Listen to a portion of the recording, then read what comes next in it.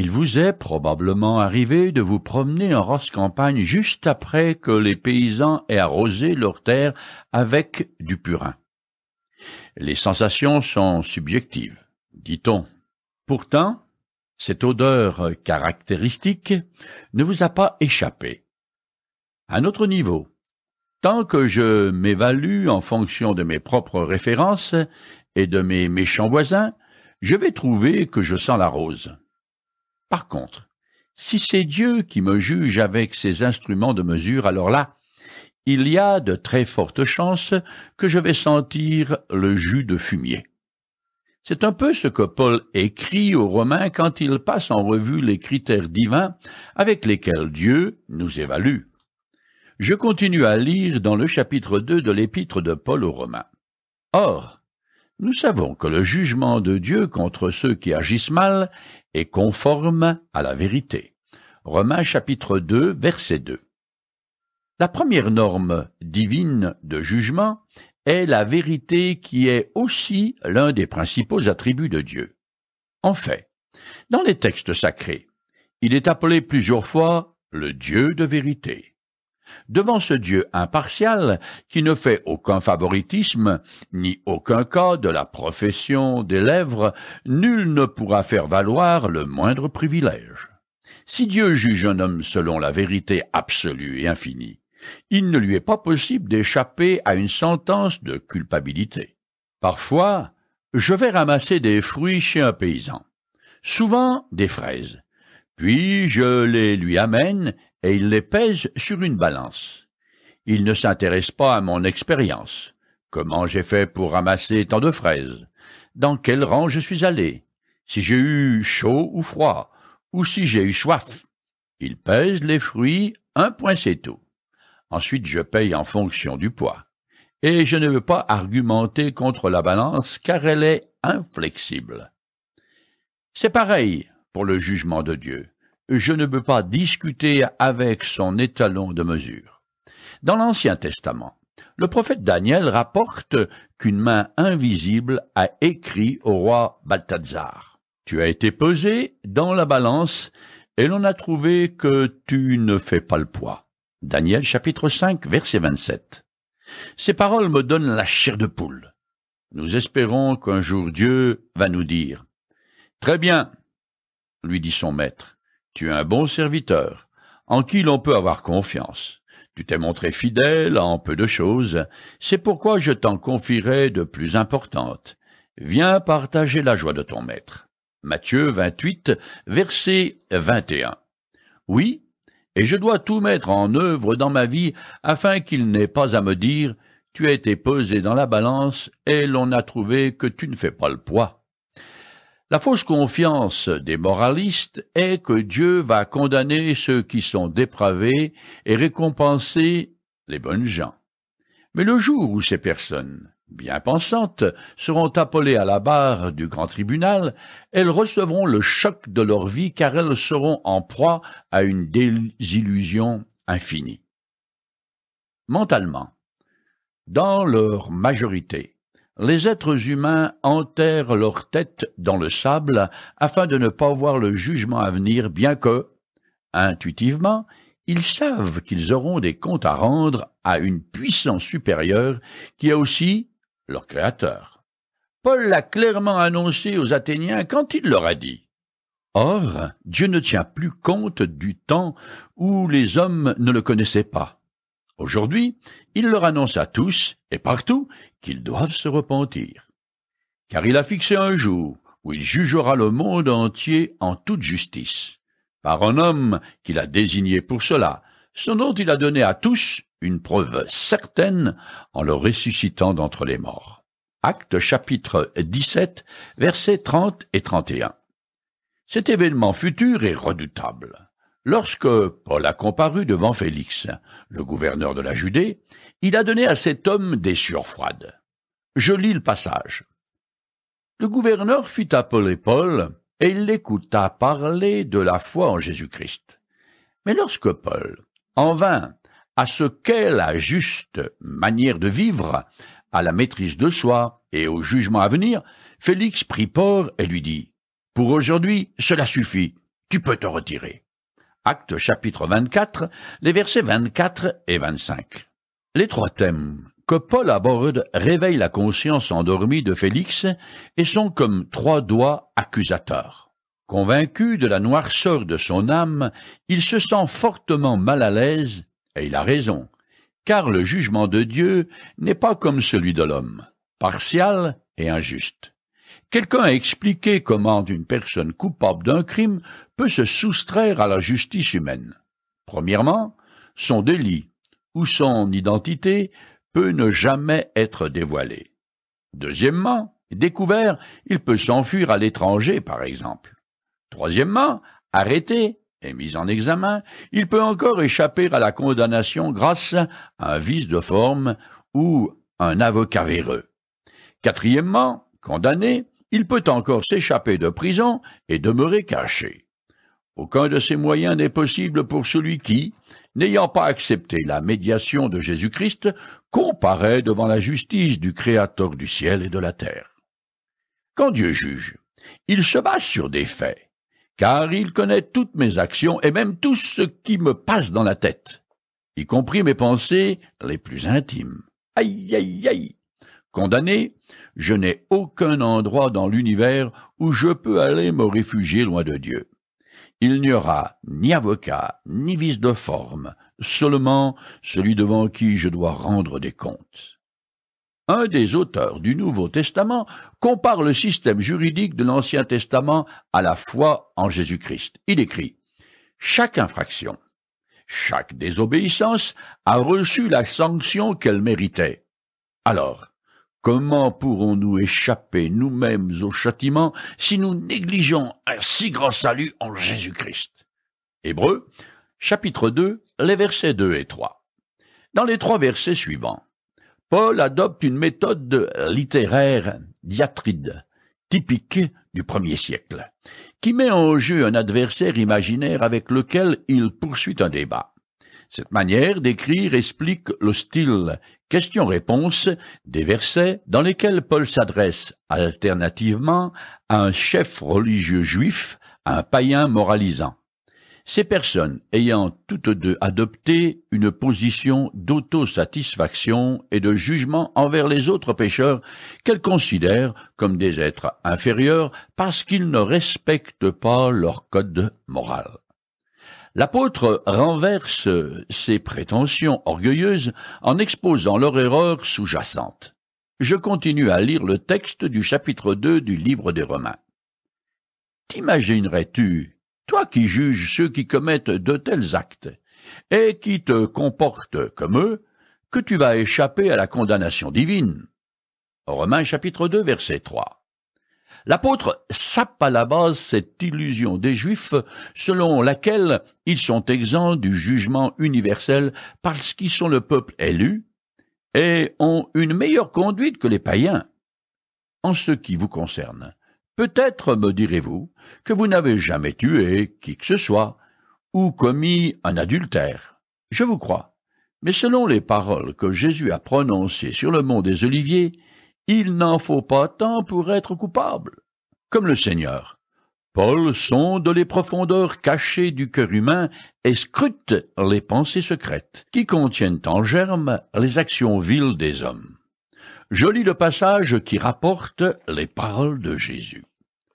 Vous avez appris qu'il a été dit à nos ancêtres, « Tu ne commettras pas de meurtre. » Si quelqu'un a commis un meurtre, il en répondra devant le tribunal. Eh bien, moi, je vous dis, celui qui se met en colère contre son frère sera traduit en justice.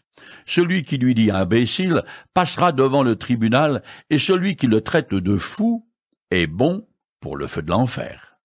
Vous avez appris qu'il a été dit, tu ne commettras pas d'adultère. Eh bien, moi, je vous dis, si quelqu'un jette sur une femme un regard chargé de désir, il a déjà commis un adultère avec elle dans son cœur. Matthieu chapitre 5, les versets 21, 22, 27 et 28. Le Seigneur balaie large et ses paroles se passent de commentaires. Si vous n'êtes pas pris dans son filet, tant mieux pour vous. Je continue le texte. Ou alors, Méprises-tu les trésors de bonté, de patience, de la générosité déployés par Dieu, sans te rendre compte que sa bonté veut t'amener à te repentir et à changer de comportement? Romains chapitre 2 verset 4. Si le jugement n'est pas encore tombé sur le juif qui pratique les mêmes péchés que le païen, c'est uniquement dû à la patience du Seigneur. En n'exécutant pas immédiatement son châtiment sur Israël et sur l'humanité pécheresse, Dieu manifeste des trésors de bonté. Son but est d'amener tous les hommes à la repentance, c'est-à-dire à venir à lui, qu'ils soient juifs ou païens.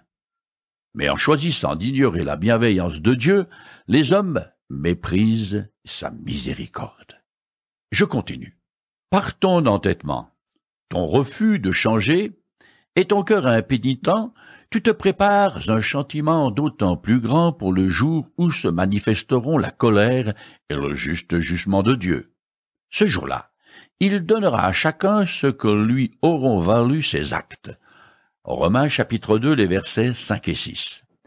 Le mot grec traduit par entêtement a donné sclérose. En français, c'est tout dire. Chaque être humain est enfermé dans la rébellion. En attendant que se déverse le juste jugement de Dieu, sa colère contre les péchés des hommes s'accumule comme les nuages avant la tempête. En ce jour-là, le tonnerre divin va éclater, et Dieu rendra à chacun selon ses œuvres. Paul a particulièrement à l'esprit les mauvaises actions des hommes. Au final, la destinée éternelle de tout homme dépend de sa valeur morale. Voilà une vérité effrayante, car redoutable. Elle ne contredit pas la justification par la foi seule que Paul va expliquer plus loin. Car le croyant a reçu une nouvelle nature grâce à laquelle il peut agir conformément à la volonté de Dieu. Je continue. Ceux qui, en pratiquant le bien avec persévérance, cherchent continuellement l'approbation de Dieu, l'honneur et l'immortalité, recevront de lui la vie éternelle. Mais à ceux qui, par ambition personnelle, repoussent la vérité et cèdent à l'injustice, Dieu réserve sa colère et sa fureur. Oui, la souffrance et l'angoisse attendent tout homme qui pratique le mal. D'abord le juif et aussi le non-juif. Mais l'approbation de Dieu, l'honneur et la paix seront accordés à celui qui pratique le bien, quel qu'il soit. D'abord le juif et aussi le non-juif. Romains chapitre 2, les versets 7 à 10. C'est un passage difficile. Si Paul veut dire qu'il y a des hommes qui peuvent, à force de bonnes œuvres, parvenir à la vie éternelle, il contredit tout son enseignement sur la justification par la foi. En effet, un peu plus loin, il écrit « Car le salaire du péché, c'est la mort, mais le don gratuit de Dieu, c'est la vie éternelle en Jésus-Christ, notre Seigneur. Or, puisque c'est par grâce, cela ne peut pas venir des œuvres, ou alors la grâce n'est plus une grâce. » Romains chapitre 6, verset 23, chapitre 11, verset 6. En réalité, dans le passage difficile, l'apôtre énonce le principe universel de la justice de Dieu et de la responsabilité de l'homme. Il déclare qu'au jour du jugement, la sentence prononcée sur tout être humain dépendra de son état moral, mais il ne parle pas du moyen par lequel l'homme peut arriver à l'état de juste. Au premier siècle, les Juifs étaient devenus particulièrement arrogants car ils se croyaient assurés du salut tout en désobéissant à la vérité. Voilà pourquoi, à leur esprit de dispute, à leur savoir théologique stérile, à leur désir d'avoir toujours raison, à leur orgueilleuse propre justice, Paul oppose la persévérance dans ce qui est bien comme la condition indispensable pour obtenir la vie éternelle. 1 Corinthiens chapitre 6, les versets 9 et 10. C'est aussi ce que fait Jacques dans son épître, au chapitre 1er, versets 22 à 27, au chapitre 2, versets 14 à 26. Et Jésus lui-même, en Matthieu 19, verset 16, Luc 10, verset 25. Ceux qui se croient bons seront évalués selon les œuvres qu'ils ont faites durant le cours de leur vie. Mais ils seront condamnés parce que nul ne peut atteindre le niveau de sainteté requis pour entrer dans le royaume des cieux. En effet, dans la vie de tous les jours, nul ne peut pratiquer continuellement ce qui est bien selon Dieu jusqu'à être digne de recevoir la vie éternelle. Et puis, comme je le dis de temps en temps, les bonnes actions d'aujourd'hui n'effacent pas les mauvaises des jours précédents. C'est d'ailleurs pour cette raison que le salut est un don de la grâce de Dieu. Supposons que je doive comparaître devant le tribunal parce que j'ai volé une voiture. Même si je dis au juge qu'à partir de ce moment, je ne recommencerai plus, selon la loi, je suis coupable et je serai puni. Les moralistes grecs menaient une vie relativement droite, mais sans la foi qui sauve, ce qui fait qu'ils ne pouvaient qu'être condamnés par Dieu. À la Pentecôte, les Juifs pieux qui ont entendu le discours de Pierre ont tous accepté Jésus comme leur Messie. Mais ceux qui l'ont rejeté ont peut-être eu leur nom effacé du registre céleste. Il existe en effet un tel livre selon un passage de l'Exode et d'un psaume, Exode chapitre 32, versets 32 et 33, psaume 69, les versets 68 ou 29. Et dans le livre de l'Apocalypse, on lit « Puis la mort et le séjour des morts furent précipités dans l'étang de feu. Cet étang de feu, c'est la seconde mort. On y jeta aussi tous ceux dont le nom n'était pas inscrit dans le livre de vie. » Apocalypse, chapitre 20, les versets 14 et 15. Ce livre est aussi appelé le livre de l'agneau, une référence au sacrifice du Christ sur la croix. Aujourd'hui, sous le régime de la Nouvelle Alliance, il se peut que tous ceux qui naissent dans le monde soient automatiquement inscrits dans le livre de vie, mais effacés s'ils n'acceptent pas Jésus comme leur sauveur. L'autre possibilité est que mon nom est écrit dans le registre céleste le jour où je fais confiance au Seigneur. Je continue le second chapitre de l'Épître aux Romains. Car Dieu ne fait pas de favoritisme. En Romains chapitre 2 verset 11. Cette affirmation a son origine dans le livre du Deutéronome chapitre 10 verset 17. Est souvent répétée autant dans le Nouveau Testament que dans l'Ancien Testament. Je lis de passage l'un de la bouche de Moïse et l'autre de celle de l'apôtre Pierre. Car l'Éternel votre Dieu ne fait pas de favoritisme et ne se laisse pas corrompre par des présents. Alors Pierre prit la parole et dit « Maintenant, je me rends vraiment compte que Dieu ne fait pas de différence entre les hommes. » Deutéronome chapitre 10, verset 17 et Acte 10, verset 34. Les Juifs prétendaient que l'alliance de l'Éternel avec leurs ancêtres leur garantissait sa clémence et la position de nation la plus favorisée. Paul réfute cette opinion comme bien des prophètes l'avaient fait avant lui. Comme Dieu est impartial, les Juifs et les païens sont dans une situation identique devant lui. D'ailleurs, la justice est généralement représentée avec un bandeau sur les yeux car elle ne doit pas tenir compte de la condition éthique et sociale de ceux qu'elle juge. Qu'ils soient vêtus de haillons ou de soie, les hommes ont droit aux mêmes égards et à la même impartialité. Être de bonne famille ou fréquenter une église ne me gagne pas des points avec Dieu. Je continue le texte. C'est pourquoi ceux qui ont péché sans avoir eu connaissance de la loi de Moïse périront sans qu'elles interviennent dans leur jugement. Mais ceux qui ont péché en connaissant cette loi seront jugés conformément à la loi. Romains chapitre 2 verset 12. Le jugement de Dieu sera juste pour un groupe ou pour l'autre, et chacun sera évalué selon la lumière qu'il aura reçue. Les païens seront jugés en fonction des lois morales universelles qui régissent le bien et le mal et qui sont inscrits dans leur cœur et dans leur conscience. Car nous naissons tous avec une certaine connaissance innée de Dieu et de ses exigences. L'endurcissement dans le péché sera le motif de leur condamnation. Mais celui qui pratique le bien avec persévérance et cherche continuellement l'approbation de Dieu, l'honneur et l'immortalité, pour reprendre les paroles de l'apôtre Paul, recevra la vie éternelle, parce qu'il acceptera aussi la solution divine à son problème de fond. Il placera sa confiance en Jésus-Christ. Les Juifs de l'Ancienne Alliance seront jugés par la loi de Moïse. Ceux qui lui ont obéi de cœur en plaçant leur espérance en l'Éternel seront sauvés.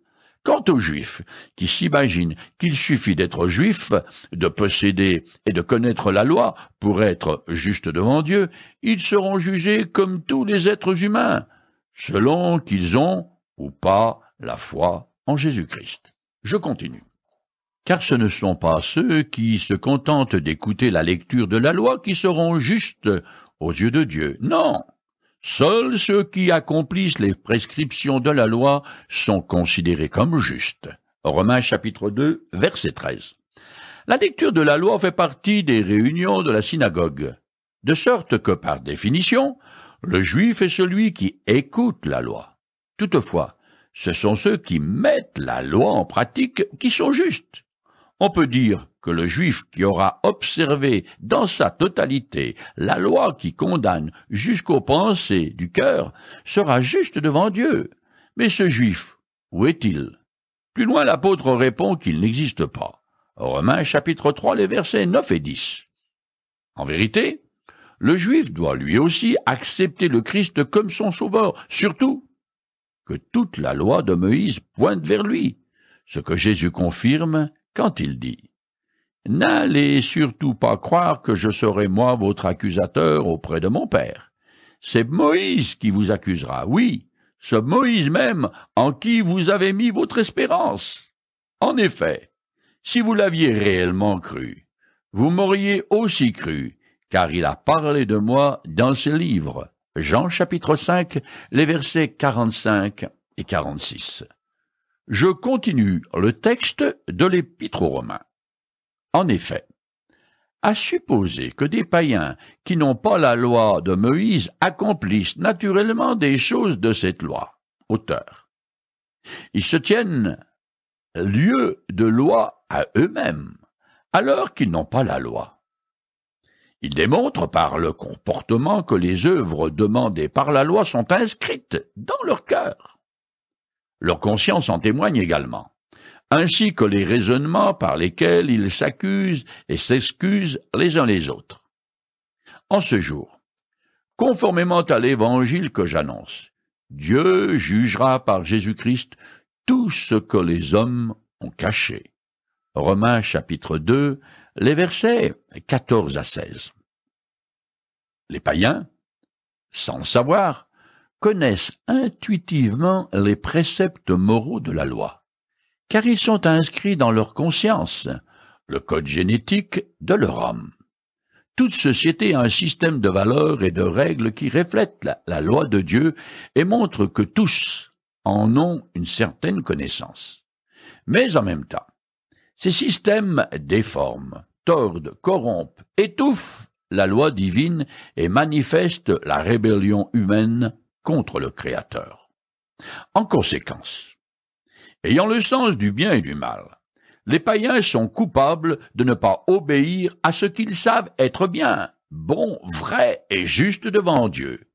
Ils sont donc sous le jugement de leur Créateur. Ainsi se terminent les chefs d'accusation dirigés contre tout homme juif et non juif. Tous sont responsables devant Dieu, les Juifs, parce qu'ils possèdent la loi de Moïse, et les païens, à cause de la loi naturelle écrite dans leur conscience. Il y a pour tous un critère valable justifiant l'accusation, car ce n'est pas celui qui possède la loi qui est reconnu juste, mais celui qui la pratique. Tout être humain sera un jour soumis à un jugement impartial qui se fera sur la base de ses actes. Pour reprendre les paroles de l'apôtre Paul, « Ai-je pratiqué le bien avec persévérance, cherchant continuellement l'approbation de Dieu, l'honneur et l'immortalité? Si oui, je recevrai de lui la vie éternelle. Sinon, Si par ambition personnelle, j'ai repoussé la vérité et cédé à l'injustice, alors Dieu me réserve sa colère et sa fureur. Moi, je plaide coupable d'entrer, et c'est pour cela que j'accepte le don de la vie éternelle que Dieu me fait dans sa grâce. Tout ce qu'il me demande est de reconnaître que je suis tout à fait incapable de pratiquer le bien avec persévérance, de chercher continuellement l'approbation de Dieu, l'honneur et l'immortalité, et d'accepter Jésus comme mon sauveur.